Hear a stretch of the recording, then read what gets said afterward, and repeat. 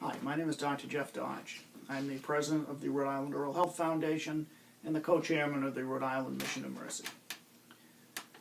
I'd like to take this moment to welcome you to the 2013 Rhode Island Mission of Mercy project and thank you for taking your time to volunteer to join us this year. This year is our third Mission of Mercy event. The first year we saw slightly over 800 patients. Last year we saw 925 patients. And this year, we have a slightly more ambitious goal. We're seeking to provide definitive treatment and dental care to 1,000 patients. I'd like to take this opportunity to thank you for volunteering your time with us this year. I realize that we all have many strings and many things pulling us in different directions. The fact that you're taking time to join us here and support the Mission of Mercy project, we sincerely appreciate that. I'm going to take a little bit of time here and review some information which is specific to the community volunteers for our event. First of all, know the community volunteers are very important to making our whole program successful. Without volunteers, there would be no Mission of Mercy project. The community volunteers function to help everything run smoothly and efficiently, getting the patients where they need to be, so they can get their needed treatment done. As a volunteer, check-in volunteer, you serve as the welcoming committee to our incoming volunteers. This is a fun and exciting place to be as you witness firsthand hundreds of volunteers coming through the doors of the Community College of Rhode Island, all with one goal in mind, helping their neighbors in need. Truly a sense of community. As a patient escort, you will be asked to help to move the patients through the clinic in an efficient and expeditious manner to help get their treatment done. Many have been waiting for very long periods of time. Many patients wait outside overnight. They've been in some waiting rooms during the day. Many of them are anxious. All of them will be tired. Remember, it all starts with a smile. Greet them with a smile, some small talk, some conversation. It all goes a long way to help the patient to feel comfortable and less anxious about the treatment they are about to receive. You may be helping us out in the role of an interpreter.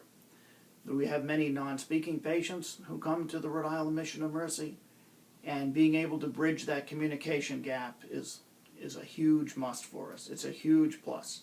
With anything we do in life, we all know how important communication is. Many of you will be volunteering in the food service area. Please be aware. That's the beehive of activity during the Mission of Mercy. We have a crew that prepares meals for the patients as well as the volunteers. So during the course of the weekend, everyone gets fed. We have a volunteer lounge area where the volunteers can go periodically during the course of the day for breaks. We provide lunch, we provide breakfast, we provide snacks in between. I just have a few bullet points I'd like to review with you just to help the weekend to go a little bit more smoothly, to help your volunteer time be a little more efficient for you.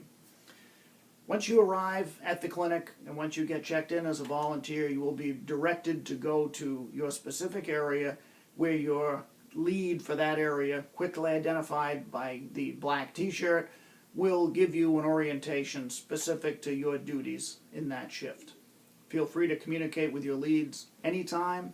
Again, communication is important. If you have questions, please ask. If you have comments, please pass them on. If you notice something that maybe could be done differently to make our program more efficient, please step up and speak about that. We welcome all comments. Should some of your questions be a little more detailed toward dentistry, look for a dental clinical lead. They can be quickly identified wearing blue scrub tops. Please be flexible. You may be asked to move to a different area or asked to help with something different.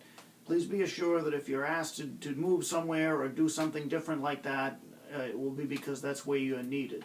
You may be working there with other people who are also slightly out of their comfort zone, so realize every job is important and just cut people a little bit of slack. We're all sometimes not doing exactly what we'd like to do. As with life, things change very quickly, so be prepared. Along the lines with Be Prepared, the Boy Scout motto, please take a minute to look and see if there's any exits near you. If you happen to be near an exit, please be prepared in the event of any type of emergency situation that you may be asked to help direct patients out of the building. Try to do that in a quickly and orderly manner. Your leads will be there, again, be there to help you out with that project.